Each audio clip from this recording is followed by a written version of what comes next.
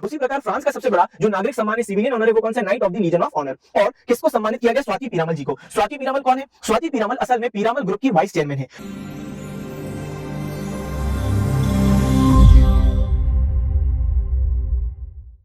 आप सभी का स्वागत है कंपटीशन कम्युनिटी के इस ऑनलाइन प्लेटफॉर्म पर। आज हम लोग शुरू करने वाले हैं अंतरराष्ट्रीय और राष्ट्रीय स्तर के महत्वपूर्ण करंट अफेयर्स की सीरीज को। और मैं अभी आपके साथ शुरू कर रहा हूं 21 सितंबर से 23 सितंबर तक के जितनी भी महत्वपूर्ण नेशनल और इंटरनेशनल करंट अफेयर्स की घटनाएं हुई हैं उसको हम लोग डिटेल में डिस्कस करेंगे। तो आइए बिना डिले किए हम लोग अपनी मेन कहानी को शुरू करते हैं। सर, जहां पर कोई टेक्निकल टफ शब्द होगा तो इंग्लिश हिंदी दोनों में आपको मिलेगा। चलें तो देखो क्या है क्वेश्चन, हाल ही में किसने ग्रीन फिंस हब लॉन्च किया है। ग्रीन फिंस हब क्या है मैं आपको बताऊं, बहुत सारे ऐसे पर्यटक एंड टूरिस्ट हैं जो कि प्रवाल भित्तियों को यानी कोरल रीफ को बड़े पास से देखने में इंटरेस्टेड हैं और ये बहुत बड़ा एक इंडस्ट्री है। लेकिन कोरल रीफ या प्रवाल भित्ति, जैसे आपने नाम सुना होगा ग्रेट बैरियर रीफ ऑस्ट्रेलिया की, इनके साथ एक बहुत बड़ी समस्या पता है क्या है, समस्या ये है कि ये बहुत ज्यादा संवेदनशील यानी सेंसिटिव होते हैं और टेम्परेचर में कोई भी बदलाव हुआ या कोई केमिकल पानी में बढ़ गया या कोई नमक किसी प्रकार से मात्रा बढ़ गई घट गई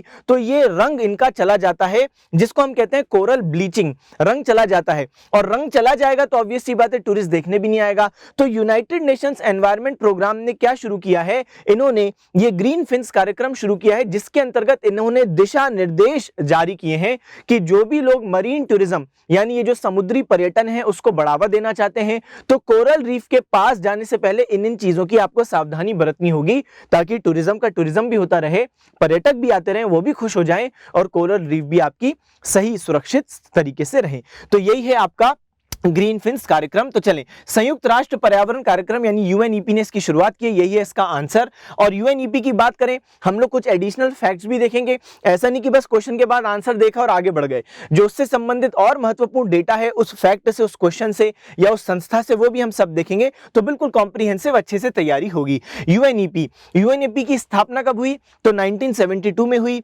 इसका मुख्यालय कहाँ है तो नैरोबी केनिया का कैपिटल है। तो केनिया का कैपिटल क्या है, नैरोबी, सबसे बड़ा शहर केनिया का यही है। तो नैरोबी में मुख्यालय है यूएनईपी का। अक्सर जो मुख्यालय यूनाइटेड नेशंस की संस्थाओं के हैं वो कुछ वॉशिंगटन, कुछ जेनेवा, न्यूयॉर्क यहाँ पर है, लेकिन यूएनईपी का मुख्यालय कहाँ पर है, नैरोबी केनिया में है। नेक्स्ट बात करें ग्रीन फिंस हब, इसमें 14 देश शामिल हैं। तो ये मुख्य रूप से वो देश हैं जहां पर कोरल रीफ बड़ी संख्या में मौजूद है, बड़ी मात्रा में मौजूद है, इसलिए ये देश ने ये गाइडलाइंस को मानने की बात कही है। और अच्छा है, कोरल रीफ उनके पास जितना ज्यादा समय रहेगी ज्यादा पर्यटक आएंगे।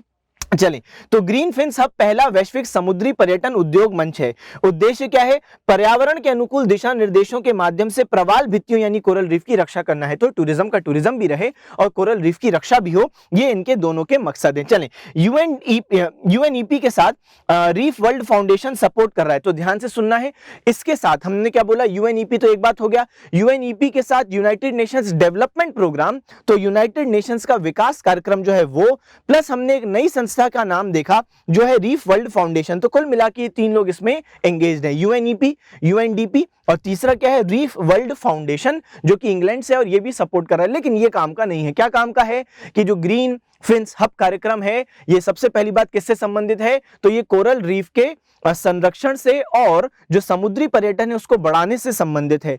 कौन शुरू किया है तो मुख्य रूप से यूएनईपी, सपोर्ट करने वाले और लोग हैं लेकिन मुख्य रूप से यूएनईपी। चलें नेक्स्ट क्वेश्चन की बात करेंगे। नेक्स्ट क्वेश्चन देखेंगे, देखो क्या है, भारत की पहली सेमीकंडक्टर प्रोडक्शन फैक्ट्री किस राज्य में स्थापित की जाएगी। पहले महाराष्ट्र में स्थापित कर रहे थे, किसको, सेमीकंडक्टर की फैक्ट्री को। सुनना, सेमीकंडक्टर देखो, एक होता है कंडक्टर यानी चालक और एक होता है अर्धचालक यानी सेमीकंडक्टर। इसके अलावा एक होता है इंसुलेटर जिसको हम लोग कहते हैं कुचालक। आपको सबके उदाहरण मालूम है।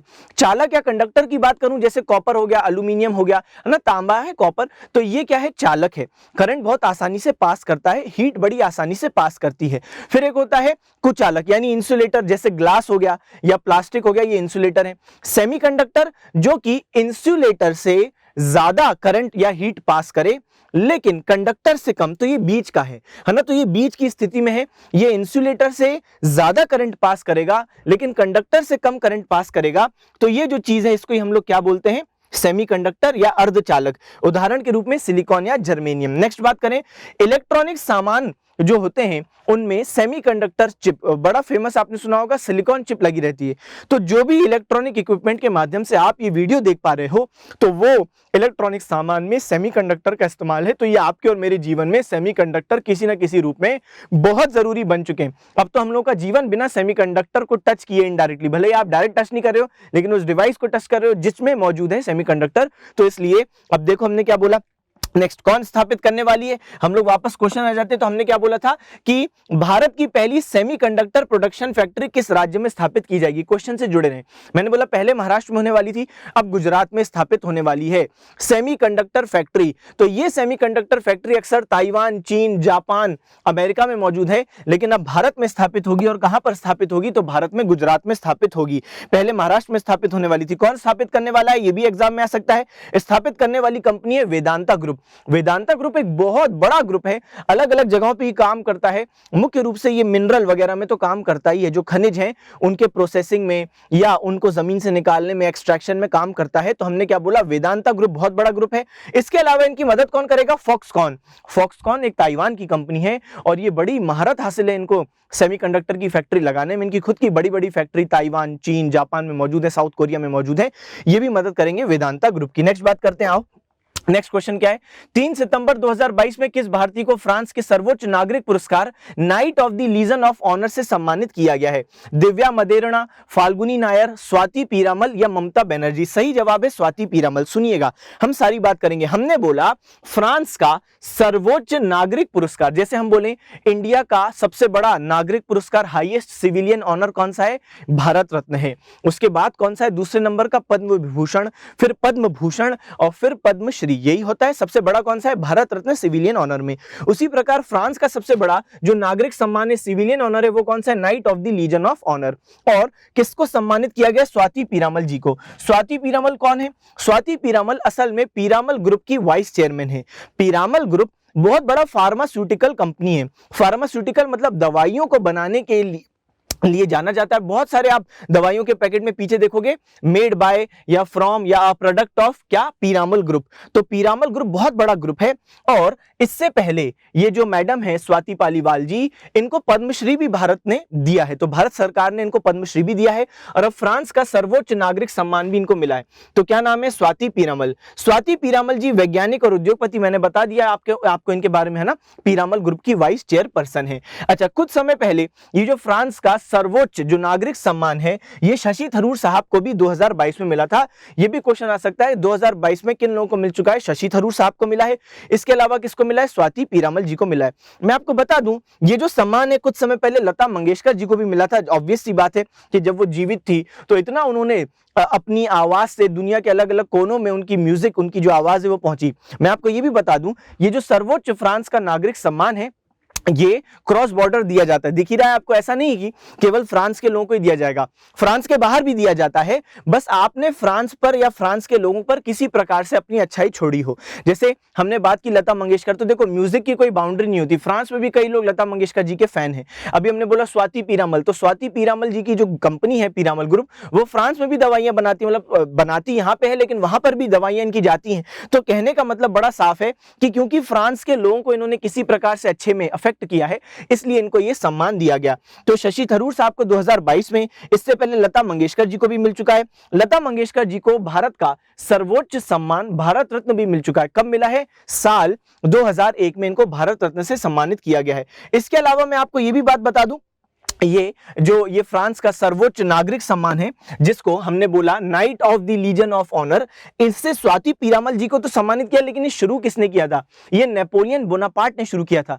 नेपोलियन बोनापार्ट फ्रांस का एक सम्राट हुआ जिसने कसम खा ली थी कि मैं पूरे यूरोप को अपने कब्जे में कर लूंगा। खैर पूरे यूरोप को तो नहीं कर पाया, लेकिन काफी बड़े क्षेत्र को किया था और इसका बड़ा दबदबा, बड़ा खौफ चलता था, उसने इसकी शुरुआत की थी। चले नेक्स्ट चीज पर आएंगे। हमने यहां पर भी इस क्वेश्चन को भी डिस्कस किया। चौथा क्वेश्चन देखते हैं। 17 सितंबर 2022 को किसे भारत का पहला स्वच्छ सुजल प्रदेश घोषित किया गया है। स्वच्छ सुजल प्रदेश। अब कई बच्चों को स्वच्छ और सुजल में अंतर नहीं मालूम। देखो स्वच्छ तो आप सबको मालूम है कि हाँ भाई खुले में शौच से मुक्त, ओपन डेफिकेशन फ्री, है ना, तो खुले में शौच से जो मुक्त है, हमने बोल दिया कि ठीक है भाई वो स्वच्छ वर्ड का वो पर्टिकुलर शहर उसके लिए काबिल है। लेकिन एक नया वर्ड है सुजल, तो ध्यान से सुनना, आज तक देश का कोई ऐसा सिटी नहीं हुआ, कोई ऐसा शहर नहीं हुआ जो स्वच्छ और सुजल दोनों हो। सुनना, स्वच्छ मतलब क्या है, खुले में शौच मुक्त, जबकि अगर मैं सुजल प्रदेश की बात करूं तो सुजल प्रदेश कौन है, हर घर जल। ध्यान से सुनो, मैंने क्या बोला, हर घर में जहां नल का कनेक्शन हो और पानी का सप्लाई हो, तो जो ऐसे शहर हैं वो है सुजल, या सुजल शहर हो सकता है, सुजल प्रदेश हो सकता है। इंडिविजुअली दोनों मौजूद है, अच्छे से सुनिएगा ये बात, इंडिविजुअली स्वच्छ प्रदेश भी मौजूद है, इंडिविजुअली सुजल प्रदेश भी मौजूद है। इंडिविजुअल मतलब है कई शहर हैं जो स्वच्छ कैटेगरी में खुले में शौच मुक्त हैं, कई शहर हैं जो सुजल प्रदेश हैं जहां पे हर घर जल है, लेकिन ऐसा कोई नहीं है जगह जो कि दोनों ही चीजें जिसके पास हो। लेकिन अब वो हो गया है, और वो कौन है, अंडमान और निकोबार द्वीप समूह। तो अंडमान और निकोबार ये स्वच्छ और सुजल दोनों बन चुका है। कैसे बन चुका है, ऐसा इसलिए, देखो क्या लिखा है, पहला अंडमान निकोबार, अंडमान निकोबार की राजधानी आपको मालूम है पोर्ट ब्लेयर। अंडमान निकोबार द्वीप समूहों ने ग्रामीण घरों में नल के पानी के कनेक्शन और सप्लाई में 100% कवरेज हासिल किया है। तो मैंने आपको क्या बोला, है ना, कि ये स्वच्छ तो पहले से ही था, खुले में शौच मुक्त, लेकिन ये सुजल भी अब बन गया है, और अब दोनों का कॉम्बिनेशन जो बैठा है ये ऐसा करने वाला पहला बन गया है। तो क्या नाम है, हमने देखा अंडमान और निकोबार, तो ये स्वच्छ सुजल प्रदेश बन गया है, हर घर में जल भी है और खुले में शौच मुक्त भी है। 100% देखो यहाँ पर नल कनेक्शन और पानी भी पहुंचा रहे हैं। अच्छा, अंडमान निकोबार में ही देश का एकमात्र जो सक्रिय ज्वालामुखी है, जो एक्टिव वॉल्केनो है, वो मौजूद है, ये भी मालूम होना चाहिए, जिसका क्या नाम है, तो बैरन आइलैंड या बैरन द्वीप। चलें नेक्स्ट क्वेश्चन की बात करेंगे। ये आप देख सकते हैं, Andaman and Nicobar islands become India first स्वच्छ सुजल प्रदेश, और ये अंडमान और निकोबार को सम्मानित किया जा रहा है स्वच्छ सुजल प्रदेश बनने के लिए। देश की पहली डिजिटल एड्रेस सिटी होगी, भी बड़ा इंटरेस्टिंग है डिजिटल एड्रेस सिटी, और देखिएगा यही है फ्यूचर, और देखिएगा यही चीज अब बहुत सारे और भी शहर करने वाले हैं। इंदौर, इंदौर जिसका स्वच्छता में अक्सर नाम आता है, अब उसने एक और पंख लगवा लिया है अपनी टोपी में, और वो क्या है पंख, वो पंख है डिजिटल एड्रेस का। सुनिएगा, एक ऐप है इंदौर के ही स्टार्टअप में बनी हुई एक ऐप है जिसका नाम है पता। इस पता ऐप में पता है क्या करना है, लोगों को केवल एक बार जीवन में अपना पूरा एड्रेस डालना है ना, अपना जो आपका घर का एड्रेस है, उसके पास जो लैंडमार्क है, जैसे किसी घर के पास में कोई होटल है, कोई बैंक है, उसके बारे में डालना है, और आपको अपने घर की फोटो डालनी है केवल जीवन में एक बार। अच्छा, जैसे ही आप ये कंप्लीट करोगे आपको एक कोड मिलेगा, वो कोड अब बस जीवन भर आपको वही कोड लोगों को देना है, आपको पूरा पूरा एड्रेस नहीं बताना। सोचो कितनी अच्छी बात है भाई, कुछ लोगों का एड्रेस बहुत लंबा लंबा होता है, बहुत समस्या होती है, भेजने वाले के लिए, टाइप करने वाले के लिए भी समस्या है, भाई टाइप करते रहो हर बार पूरा एड्रेस। अब आपको पूरा एड्रेस टाइप नहीं करना, बस आपको एक कोड भेज देना है। किसको भेजना है, जो भी वो डिलीवरी बॉय है ना, कोई भी जो डिलीवर करने आ रहा है, जिसको भी आप एड्रेस बता रहे हो, बस ये कोड बता दो। जैसे ही आप ये कोड बताओगे तो वो जो पता ऐप है वो उस मोबाइल में भी होनी चाहिए सामने वाले डिलीवरी बॉय के पास, और वो अपनी ऐप में जैसे ही कोड एंटर करेगा तो आपके घर का पता खुल जाएगा। तो आपको बस एक कोड देना है और उसको बस एक कोड डालना है, तो दोनों के लिए फायदा है। आपको बार बार एड्रेस नहीं टाइप करना पड़ेगा, और उसको नहीं बोलना पड़ेगा कि भैया आपने जो हमको तबेला बोला था यहाँ पर हम पहुंच गए, यहाँ से राइट लेना है कि लेफ्ट लेना है ना, ये समस्याएं नहीं आएंगी अब। तो अब ये बहुत जबरदस्त ऐप है और ये बहुत बड़ा, ये हम देखेंगे कि समय के साथ ये इनोवेशन, देखो आंसर इसका इंदौर, पहली digital address city Indore, app का नाम है पता, एक कोड जनरेट होगा जो यूनिक होगा, है ना, हर जो घर होगा, हर घर कुछ कहता है, तो हर घर का एक यूनिक कोड है, एड्रेस से संबंधित संपूर्ण जानकारी मिल पाएगी, यही जो कोड है ना, जैसे ही वो सामने वाला डालेगा उसने सारी चीजें देख लेना है, जो भी आपने फीड किया था सबसे पहली बार आपका पूरा एड्रेस, सब उसको पता चल जाएगा कोड डालते से ही। फायदा, डिलीवरी प्लस कुरियर बॉय को सामान पहुंचाने में मदद मिलेगी। चलें नेक्स्ट बात करते हैं, हाल ही में किस देश ने 7वीं पूर्वी आर्थिक मंच की मेजबानी की है। तो देखो हमने क्या पूर्वी आर्थिक मंच की मेजबानी की है, इंग्लिश में ईस्टर्न इकोनॉमिक फोरम की मेजबानी की है। ईस्टर्न इकोनॉमिक फोरम में आपको अच्छे से समझा देता हूं, आंसर देखने से पहले सुनिएगा। ईस्टर्न इकोनॉमिक फोरम क्या है, ईस्टर्न इकोनॉमिक फोरम असल में ये वाला जो क्षेत्र है इसको हम लोग बोलते हैं फार ईस्ट। क्या बोलते हैं, फार ईस्ट। दिख भी रहा होगा बहुत दूर है, पूर्व में है ना, सुदूर पूर्वी क्षेत्र, फार ईस्ट, बहुत दूर ये वाला क्षेत्र है। लेकिन ये वो क्षेत्र है जो कि अनएक्सप्लोर्ड है, ये वो क्षेत्र है जहां पर प्राकृतिक गैस के, जहां पर तेल के, जहां पर मछली, लकड़ी, हीरा, ये सब यहां पर मौजूद हैं, लेकिन यहां पर ज्यादा लोग निवेश नहीं किए हैं क्योंकि यहां की कंडीशंस बड़ी टफ होती है। यहां पर टेम्परेचर -50 तक जाता है और इसलिए यहां पर लोग निवेश नहीं करते। लेकिन जो ईस्टर्न इकोनॉमिक फोरम है वो यही बात तो कहता है कि ईस्टर्न इकोनॉमिक फोरम का कहना है कि आप इसमें निवेश करो। भारत, चीन, रूस, कई सारे देश इसमें मौजूद हैं। और सबसे ज्यादा निवेश इस क्षेत्र में कौन करता है? जो फार ईस्ट एरिया है, सुदूर पूर्वी एरिया है, सबसे ज्यादा निवेश चीन करता है। सबसे ज्यादा का मतलब है कि आप सोच भी नहीं सकते, 90% निवेश इसमें चीन ने इस क्षेत्र में किया है खनिजों को निकालने के लिए। तो ईस्टर्न इकोनॉमिक फोरम का बनाने का मतलब ये था कि निवेश करो, उससे उस क्षेत्र का भी फायदा होगा। और दूसरी बात, जो लोग निवेश करेंगे, जैसे मान लो तेल उसमें से निकलने लगा, तो तेल जाहिर सी बात है आपने निवेश किया था तो आपको भी उसका कुछ प्रॉफिट का हिस्सा बनेगा। भारत ने भी निवेश किया लेकिन बहुत छोटे स्तर पर। आइए पढ़ते हैं। तो सही आंसर है, क्वेश्चन बोलता है कि ईस्टर्न इकोनॉमिक फोरम जो 7वां हुआ था वो किसने अभी होस्ट किया? रशिया ने। रशिया में कहां हुआ? तो व्लादिवोस्तोक। मैं आपको यहां पर दिखा देता हूं, इधर ध्यान देंगे, देखो आपको व्लादिवोस्तोक दिख रहा है। तो व्लादिवोस्तोक रूस का एक शहर है और यहीं पर हमने देखा कि आयोजित किया गया है। क्या आयोजित किया गया है? पूर्वी आर्थिक मंच, 7वां एडिशन था। और किसने मेजबानी की है? रूस ने की है, व्लादिवोस्तोक। उद्देश्य क्या है? उद्देश्य यह है कि जो सुदूर पूर्व फार ईस्टर्न रीजन है वहां पर क्या करना है? निवेश को बढ़ावा देना है। अच्छा, ईएफ की स्थापना कब हुई थी? तो ईस्टर्न इकोनॉमिक फोरम की स्थापना 2015 में हुई थी। और प्रमुख अभिकर्ता यानी मुख्य एजेंट जो यहां पर पैसा लगाते हैं वो कौन कौन है? तो चीन, दक्षिण कोरिया, जापान और भारत इस क्षेत्र के प्रमुख अभिकर्ता हैं, जहां चीन सबसे बड़ा निवेशक है। तो हमने बोला रूस है, चीन है, दक्षिण कोरिया है, जापान है, भारत है। यानी ये वाला जो क्षेत्र है ना, चीन, दक्षिण कोरिया, जापान, भारत, है ना। तो भारत तो कई मतलब बहुत दूर है इस क्षेत्र से, मगर फिर भी वो इसलिए निवेश करता है भारत, क्योंकि भारत का यही सोचना है कि भाई हमें, हमारे पास जो पैसा हमने अगर निवेश नहीं किया तो वो हम फालतू जगहों पर लगाएंगे। तो इसलिए हमको सही सही जगहों पर निवेश करना है। भविष्य में यहाँ पर हीरे की खदान अगर मिल जाती है यहाँ पे सबको मालूम है, लेकिन वहां तक ड्रिल तो कर पाओ, आप पहुंच तो पाओ चट्टान तक नीचे, तेल है आप पहुंच तो पाओ नीचे, तो निवेश करना पड़ेगा, है ना। वहां पे इन्वेस्टमेंट करोगे तभी तो आप रिसर्च एंड डेवलपमेंट कार्यक्रमों में आप आगे की बात कर पाओगे, तभी तो आप पैसे तक पहुंच पाओगे। ऐसे थोड़ी ना आपको तेल ऊपर आता हुआ मिलेगा, तो हर कोई अभी तक ले लेता। तो इसलिए भारत भी निवेश कर रहा है। अगले क्वेश्चन पर आते हैं। हाल ही में किसने इंडिया डिस्क्रिमिनेशन रिपोर्ट 2022 जारी की है? क्या नाम है? India discrimination report 2022। इंडिया में डिस्क्रिमिनेशन है कि नहीं है? तो पहला जवाब है, ऐसा रिपोर्ट बोलती है। इंडिया डिस्क्रिमिनेशन रिपोर्ट बोलती है कि डिस्क्रिमिनेशन है। और किस किस वर्ग के खिलाफ डिस्क्रिमिनेशन है? तो इसका कहना है रिपोर्ट का कि महिलाओं, शेड्यूल्ड कास्ट, शेड्यूल्ड ट्राइब, है ना। इसके अलावा जो एल्डरली लोग हैं, जो बुजुर्ग हैं, इसके अलावा बच्चे, इसके अलावा किन्नर या दिव्यांगजन। तो ये जो मार्जिनलाइज्ड सोसाइटी होती है ना, जिसको हम कहते हैं हाशिए पर समूह, है ना। जो हाशिए पर समूह होता है, जो कि मुख्य धारा जो समाज की उससे दूर हो गए हैं, उन लोगों के खिलाफ अभी भी डिस्क्रिमिनेशन है, ऐसा ये रिपोर्ट बोलती है। मैंने आपको लोग अलग अलग गिनवा दिए, महिला, एससी, एसटी, बच्चे हो गए, इसके अलावा दिव्यांगजन हो गए, बुजुर्ग लोग हो गए, किन्नर हो गए। तो ये मुख्य धारा से जो दूर लोग हैं उनके खिलाफ डिस्क्रिमिनेशन है, ऐसा ये रिपोर्ट बोलती है। तो देखो, सबसे पहली बात, ये रिपोर्ट किसने निकाली? क्वेश्चन बोल रहा था, तो क्वेश्चन का आंसर क्या है? हाल ही में किसने इंडिया डिस्क्रिमिनेशन रिपोर्ट जारी की है? ऑक्सफैम इंडिया ने इसको जारी किया है। क्या नाम है? देखो, ऑक्सफैम इंडिया लिखा हुआ है। अब इधर हम आते हैं, India discrimination report Oxfam India ने जारी की है। कार्यस्थल, तो इसका कहना है कि भाई कौन कौन से लोग हैं जिनके साथ डिस्क्रिमिनेशन हो रहा है? तो महिलाओं, हाशिए पर समुदाय यानी मार्जिनलाइज्ड सोसाइटी। अच्छा, भेदभाव, किस प्रकार का भेदभाव हो रहा है? जैसे महिलाओं के साथ कार्यस्थल पर वेतन तुलनात्मक रूप से कम। तो इसका साफ मतलब है, हम देखते हैं कि कोई पुरुष कोई महिला जो सेम काम कर रहे हैं लेकिन महिला का वेतन कम है, तो ये जो डिस्क्रिमिनेशन है, ऐसा ऑक्सफैम ने बताया, उजागर किया, जो कि सही भी है। इस प्रकार का डिस्क्रिमिनेशन हो रहा है। कारण क्या है? महिलाओं का वेतन क्यों कम है? पूर्वाग्रह, महिलाएं घरेलू काम काज के लिए। अब देखो कितनी शानदार बात लिखी हुई है भाई। ऐसा क्या है, जब कोई सेम काम सेम टाइम में करके दे रहा है तो महिलाओं को क्यों कम वेतन है? तो क्या?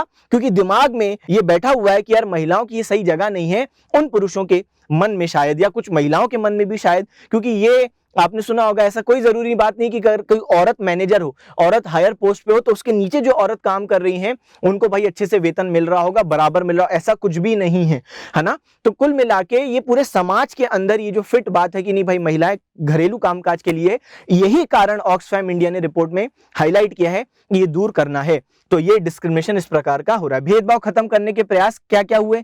अलग अलग प्रयास जो हमने देखे समाज में कि इक्वालिटी आए, डिस्क्रिमिनेशन कम हो, है ना। तो ये क्या है प्रयास इसका? सबसे पहले सती प्रथा। तो राजा राम मोहन, ये RRR, भाई वो RRR मूवी नहीं समझना है, राजा राम मोहन रॉय साहब के प्रयासों से विलियम बेंटिंक जब भारत के जब हमने देखा कि जब गवर्नर जनरल थे, है ना, जब वो गवर्नर जनरल बन जाते हैं, आगे गवर्नर जनरल भारत के बनेंगे, उससे पहले तक तो बंगाल के गवर्नर जनरल थे। तो 1829 में विलियम बेंटिंग साहब जब मौजूद थे, तब उनके ही शासनकाल में हमने देखा राजा राम मोहन रॉय साहब के प्रयासों की वजह से कि सती को खत्म करने का कानून लाया गया 1829। आगे जाके जब लॉर्ड एलन बोरो मौजूद थे, लॉर्ड एलन बोरो 1842 से 44 तक का इनका कार्यकाल रहा था, और उनकी समय पर स्लेवरी को यानी दास प्रथा को खत्म करने के लिए 1843 में कानून आया। तो अगेन हम क्या देखते हैं, क्या खत्म हो रहा है इससे? जाहिर सी बात है भाई, डिस्क्रिमिनेशन खत्म होगा, भेदभाव खत्म होगा, और क्या आएगी? समानता का प्रयास किया गया। तो ये बहुत जरूरी कानून जिस पर अक्सर एग्जाम में क्वेश्चन देखा जाता है। इसके अलावा नमस्ते योजना सफाई कर्मचारियों के लिए, ये सब तुम लोगों को इंटरव्यू में भी पूछा जा सकता है, मेंस में भी लिखा आता है कि भाई ऑक्सफैम इंडिया की रिपोर्ट के अनुसार ये हुआ है, डिस्क्रिमिनेशन बढ़ रहा है, भेदभाव बढ़ रहा है, क्या क्या प्रयास सरकार ने किए, या बताओ ऐतिहासिक रूप से क्या क्या प्रयास हुए। तो वहां पे सती भी लिखना है, वहां पे आपको दास प्रथा को खत्म करना भी लिखना है, वहां पर आज की योजना है जैसे नमस्ते योजना। अगर आपने नमस्ते योजना पढ़ा है तो सफाई कर्मचारियों के लिए योजना है। क्या है? बहुत सारे सफाई कर्मचारी सेप्टिक टैंक, सीवेज टैंक में उतरते हैं, और उस टैंक के अंदर बहुत सारी ऐसी पॉइजनस गैसेस होती हैं जिनको इनहेल करने से, जिनको अंदर लेने से कई बार मृत्यु हो जाती है। तो नमस्ते योजना कहती है कि किसी भी सफाई कर्मचारी की मृत्यु ना हो, और कोई भी सफाई कर्मचारी मानव मल से डायरेक्ट कांटेक्ट में ना आए, सीधे हाथ से टच ना करे। कई सारे इक्विपमेंट्स इसके लिए उनको दिए गए। कोशिश ये भी की जा रही है कि ऑटोमेटिक बनाओ प्रोसेस, मशीन्स के माध्यम से ही पूरा जो सीवेज टैंक है उसको खाली कर पाओ। जहां नहीं कर पाते हो मशीन के माध्यम से कि भाई यहां पर ऐसा है कि नहीं भाई वहां पर इंसान की मौजूदगी होगी, तो बकायदा सारे इक्विपमेंट दो ताकि किसी भी प्रकार से उसकी व्यक्ति की हेल्थ खराब ना हो। तो यह है सफाई कर्मचारियों के लिए नमस्ते योजना। इस्माइल 75 ये हाशिए पर समुदाय के लिए। तो हाशिए का समुदाय वही जो मैंने बार बार आपको गिनवा दिया, हाशिए का समुदाय, मार्जिनलाइज सोसाइटी, जो लोग मुख्य धारा से बाहर हैं, उनके लिए इस्माइल 75 योजना। क्लियर कट क्वेश्चन में एग्जाम में क्वेश्चन आएगा, इस्माइल 75 योजना किसके लिए है? तो हाशिया का जो समुदाय है उसके लिए है। चलें नेक्स्ट चीज पर आएंगे। 16 सितंबर 2022 को किस शहर को वर्ष 2022-23 के लिए शंघाई सहयोग संगठन की पहली पर्यटन और सांस्कृतिक राजधानी नामित किया गया? चलो, शंघाई कोऑपरेशन ऑर्गेनाइजेशन, ध्यान से सुनना। इससे पहले इनका एक नाम था शंघाई 5। मैं आपको बता दूं, शंघाई 5 नाम का एक संस्था हुआ करता था जो 1996 में बना था। इसको शंघाई 5 क्यों बोलते थे? क्योंकि 5 देशों ने मिलकर इसको बनाया था। आगे चल के इसका ही एक नया रूप आएगा जिसको हम कहेंगे शंघाई कोऑपरेशन ऑर्गेनाइजेशन। तो जो शंघाई सहयोग संगठन है वो 2001 में आएगा। सुनिएगा, इससे पहले था शंघाई 5, और उसका ही एक रूप जो आगे चल के लेगा वो होगा शंघाई कोऑपरेशन ऑर्गेनाइजेशन 2001। भारत और पाकिस्तान ने इसको ज्वाइन किया साल 2017 में, और ईरान इसको ज्वाइन करेगा 2023 में, फुल मेंबर बनेगा। तो ईरान इसको कब ज्वाइन कर, ये भी क्वेश्चन आ सकता है कि बिल्कुल सबसे लेटेस्ट मेंबर अनाउंसमेंट हो गया है इस बार के शंघाई कोऑपरेशन ऑर्गेनाइजेशन में, अनाउंसमेंट हो गया है कि ईरान फुल मेंबर बन जाएगा, तो आप उसको मेंबर मान सकते हो। बस अब यह है कि 2023 का वेट कर रहे हैं, बाकी उसको फुल एंट्री के लिए तैयार कर दिया है। तो इसका नाम आपको मिलना शुरू हो जाएगा इस क्वेश्चन में कि भाई सबसे लेटेस्ट एंट्री कौन है, तो आपको दिमाग में रखना है ईरान है। चलो आ जाओ। तो सबसे पहली बात, क्वेश्चन बोलता है कि शंघाई कोऑपरेशन ऑर्गेनाइजेशन की पहली पर्यटन और सांस्कृतिक राजधानी किसे नामित किया है?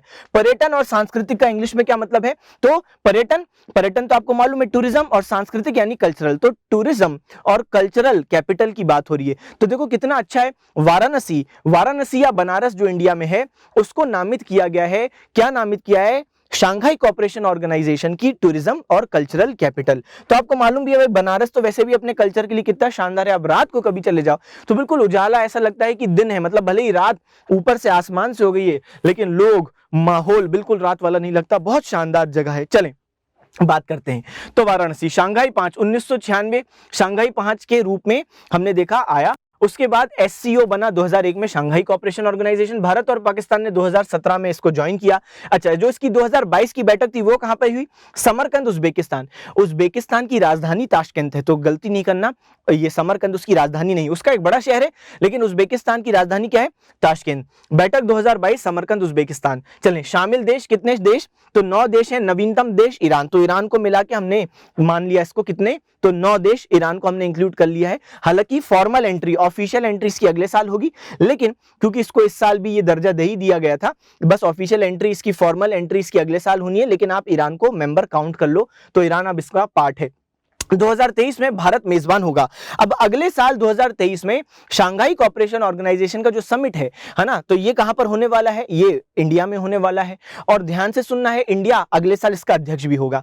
जो प्रेसिडेंसी है, जो अध्यक्षता है, वो रोटेट होती है, तो अगले साल भारत को ये अध्यक्षता मिलने वाली है और भारत में होने भी वाला है। और पहली सांस्कृतिक और पर्यटन राजधानी किसको बोला है? बनारस को बोला है। चलो नेक्स्ट क्वेश्चन पर आते हैं। नवंबर 2022 में कौन सा देश चंद्रमा पर अपना पहला रोवर राशिद भेजेगा? इसका सही जवाब है यूनाइटेड अरब एमिरेट्स। अब भाई ये होड़ लग गई है, हर देश को जाना है, किसी को चंद्रमा पर, किसी को मार्स पर जाना है। देखो, एक तो इस चीज से ही होता है कि ठीक है भाई, आपको साइंटिफिक रिसर्च करनी है ना, आपको रिसर्च के लिए जाना है, एक ही बात समझ में आती है। लेकिन एक कंपटीशन भी शुरू हो गया है कि हमको दुनिया में ऐसा दिखना है कि देखो हम लोग वहां पर पहुंच सकते हैं, हमको दुनिया को दिखाना है, हमको वो क्लब में शामिल होना है। और इसलिए यूनाइटेड अरब एमिरेट्स ने एक रोवर भेजना है चांद पे, जिसका क्या नाम है? राशिद नाम है। किसकी मदद से भेजेगा? फाल्कन 9, जो कि स्पेस एक्स का रॉकेट है। स्पेस एक्स आपको मालूम है, एलॉन मस्क की कंपनियां, टेस्ला, स्पेस एक्स नाम सुना होगा आपने। एलॉन मस्क दुनिया के सबसे रईस व्यक्ति है ना, हमारे गौतम अदानी साहब भी उनको टक्कर दे रहे हैं। हालांकि टक्कर में अभी टक्कर खा रहे हैं क्योंकि काफी पीछे हैं गौतम अदानी साहब, लेकिन एलॉन मस्क के बाद दूसरे रईस दुनिया में व्यक्ति कौन है? गौतम अदानी, है ना। और गौतम अदानी इंडिया के और एशिया के ऐसे पहले व्यक्ति हैं जो कि सेकंड पोजीशन पर पहुंच गई। बहुत बड़ी बात है अपने आप में। खैर आइए, तो संयुक्त अरब अमीरात यानी यूएई। तो एक्स्ट्रा फैक्ट में देखें, राशिद क्या है? एक रोबोट है आपके सामने, रोबोट ही तो है ये रोवर, और क्या? कहां भेजा जाएगा? चंद्रमा पर। कौन भेज रहा है? यूएई भेज रहा है। किससे भेजेगा? फाल्कन 9 जो रॉकेट है, जो स्पेस एक्स का रॉकेट है, जो एलॉन मस्क की कंपनी है। अगर सफलतापूर्वक चलने लगा तो भाई अब ये इस प्रकार की डील है कि अगर ये सफलतापूर्वक वहां पर चलने लगा, क्योंकि कई बार मिशन फेल भी हो जाते हैं, हमारे खुद के साथ, भारत के साथ भी ऐसा हो चुका है। तो अगर ये सफलतापूर्वक यूएई का रोवर जो है राशिद वहां तक पहुंच जाता है, तो यूएस, रशिया, चीन, ये सब शामिल हो जाएंगे मदद करने कि कैसे आगे की चीज करनी है, क्या क्या रिसर्च में हमको लगेगा। क्योंकि चंद्रमा पर भेज ही गया, आपको चला ही गया, तो भाई आप क्यों अपना रोवर भेज रहे हो? उससे मदद ले लो ना। तो ये लोग भी शामिल देश हो जाएंगे। यूएई ने मंगल के लिए होप मिशन भेजा था जापान के सहयोग से, ये भी दिमाग में रखेंगे। तो यूएई राशिद कहां भेज रहा है? राशिद रोवर चंद्रमा पर। और मार्स पर, मंगल ग्रह पर उसने क्या भेजा था? तो मंगल ग्रह पर उसने क्या भेजा था? होप। भारत ने मंगल ग्रह पर क्या भेजा था? मंगलयान। चलें, तो यूएई मंगल ग्रह पर भेज दिया उसने होप। चलें, 10वां क्वेश्चन, लास्ट क्वेश्चन। 19 सितंबर 2022 को आईएनएस अजय को कहां से सेवा मुक्त किया गया है? आईएनएस अजय की बात करेंगे। आईएनएस अजय ये सबमरीन रोधी जहाज था, ये सबमरीन को खत्म करने वाला जहाज था। और आईएनएस अजय ने 32 साल सर्विस के पूरे कर लिए। अब इसको डीकमीशन किया जा रहा है, मुंबई से इसको डीकमीशन किया गया। इसने कारगिल के युद्ध में बहुत शानदार काम किया था नौसेना के लिए। और कारगिल के समय जो नौसेना का ऑपरेशन था, जिसको ऑपरेशन तलवार कहते हैं, अपने आप में क्वेश्चन आ सकता है कि नौसेना का कारगिल के समय क्या ऑपरेशन था? ऑपरेशन तलवार। इस ऑपरेशन में इसने बड़ी शानदार भूमिका निभाई आईएनएस अजय ने। ठीक है, अब इसको मुक्त कर दिया है, डीकमीशन कर दिया है, सेवा मुक्त कर दिया है। आईएनएस यानी इंडियन नेवल शिप। सेवा कब शुरू हुई? 1990। सेवा मुक्त 2022 कहां से? मुंबई से। 32 वर्ष सेवा रही। सबमरीन हंटर इसको कहते थे, पनडुब्बी रोधी जहाज। तो सबमरीन को मारने का इसका काम था, ढूंढ ढूंढ के। ऑपरेशन तलवार वर्ष 1999 के कारगिल युद्ध के दौरान नौसेना के ऑपरेशन तलवार में इसने महत्वपूर्ण भूमिका निभाई। चलें, अब क्लास को खत्म करने से पहले सुनिएगा, हम लोग जल्दी से रिवाइज करेंगे और हम लोग ये भी प्रयास करेंगे कि इसमें क्वेश्चन ऑफ द डे भी हम लोग डालते जाएं। क्योंकि आज हम लोग इसको पहली बार शुरू करें तो आज क्वेश्चन ऑफ द डे नहीं, लेकिन अगली क्लास से हम लोग ये प्रयास करेंगे। चलें, जल्दी से अब रिवाइज कर लेते हैं। जल्दी से हम लोग तेजी से रिवाइज कर देंगे, है ना। तेजी से हम लोग सारे क्वेश्चन को रिवाइज कर देंगे, फिर हम लोग बढ़ेंगे आगे, फिर क्लास को खत्म कर देंगे। चलें, तो हम लोग कहां पर मौजूद हैं? एक सेकंड इसको सही कर दें। चलें, तो सबसे पहले देखो क्या है। सबसे पहला, हाल ही में किसने ग्रीन फिंस हब लॉन्च किया है? तो इसका सही जवाब है संयुक्त राष्ट्र पर्यावरण कार्यक्रम यानी यूएनईपी। नेक्स्ट बात करें, भारत की पहली सेमी कंडक्टर प्रोडक्शन फैक्ट्री किस राज्य में स्थापित की जाएगी? गुजरात में स्थापित की जाएगी। चलिए नेक्स्ट क्वेश्चन पर आएंगे। तीसरा क्वेश्चन क्या है? किस भारतीय को फ्रांस के सर्वोच्च नागरिक पुरस्कार Knight of the Legion of Honour से सम्मानित किया गया? स्वाति पीरामल जी को सम्मानित किया गया है। ये पीरामल ग्रुप की वाइस चेयरमैन है, वाइस चेयरपर्सन है, ऐसा मैं कहूं, चेयरमैन नहीं चेयरपर्सन। नेक्स्ट बात करें, 17 सितंबर 2022 को किस भारतीय का किसे भारत का पहला स्वच्छ सुजल प्रदेश घोषित किया गया? तो इसका सही जवाब है अंडमान निकोबार द्वीप समूह को घोषित किया गया है। पानी भी पहुंच रहा है लोगों के पास और खुले में शौच मुक्त भी है। चलें, नेक्स्ट क्वेश्चन पर आएंगे, फिफ्थ क्वेश्चन पर आएंगे। देश की पहली डिजिटल एड्रेस सिटी होगी इंदौर। बहुत जबरदस्त यहाँ पर इनोवेशन हो रहा है और देश के कई जगहों पर देखना ये समय के साथ जाएगा। नेक्स्ट बात करें, हाल ही में किस देश ने 7वें पूर्वी आर्थिक मंच EEF यानी ईस्टर्न इकोनॉमिक फोरम की मेजबानी की है? तो इसका सही जवाब है रूस, और व्लादिवोस्तोक में हुआ था। यह है व्लादिवोस्तोक, हमने देख लिया था। नेक्स्ट बात करें, हाल ही में किसने इंडिया डिस्क्रिमिनेशन रिपोर्ट जारी किया है? तो किसने किया है? ऑक्सफैम ने किया है, ऑक्सफैम ने इसको जारी किया है। नेक्स्ट क्वेश्चन की बात करें, 16 सितंबर 2022 को किस शहर को 2022-23 के लिए शांघाई सहयोग संगठन की पहली पर्यटन और सांस्कृतिक राजधानी नामित किया है? तो हमारे बनारस को नामित किया गया है। नेक्स्ट बात करें, नवंबर 2022 में कौन सा देश चंद्रमा पर अपना पहला रोवर राशिद भेजेगा? तो इसका सही जवाब क्या है? UAE, है ना। तो यूनाइटेड अरब एमिरेट्स यानी संयुक्त अरब अमीरात भेजेगा। नेक्स्ट बात करते हैं, और मार्स पर क्या भेजा था इसने? तो मार्स पर इसने क्या भेजा था? होप, है ना। नेक्स्ट बात करें, 19 सितंबर 2022 को INS अजय को कहां से सेवा मुक्त किया गया है? तो मुंबई से इसको सेवा मुक्त किया गया है 32 वर्ष की सेवा के बाद, और इसने ऑपरेशन तलवार में भूमिका निभाई थी, सबमरीन को खत्म करने के लिए था। चले, तो ये भी हमने देख लिया। चले, तो अब हम लोग अपनी क्लास को यहीं वाइंड अप करने के पास है। अगर ये वीडियो आपको अच्छी लगी तो इस वीडियो को उन तमाम लोगों तक पहुंचाएं जहां पे आपको लगता है कि उनको भी इससे फायदा पहुंचना चाहिए। हमारे चैनल को जरूर लाइक और सब्सक्राइब करें अगर आपको कंटेंट अच्छा लगा है तो। चलें, तो मुझे उम्मीद है कि सब कुछ ठीक था। आप बिल्कुल कमेंट सेक्शन में अपना फीडबैक बताइए कि इसको और बेहतर कैसे बनाया। कोई गलतियां हुई हैं तो बिल्कुल निश्चित रूप से बताइएगा, कोई दिक्कत वाली बात नहीं। मुझे उम्मीद है आपको क्लास अच्छी लगी होगी। आप सभी बच्चे जा सकते हो। Bye bye, thank you, ta ta, see you again.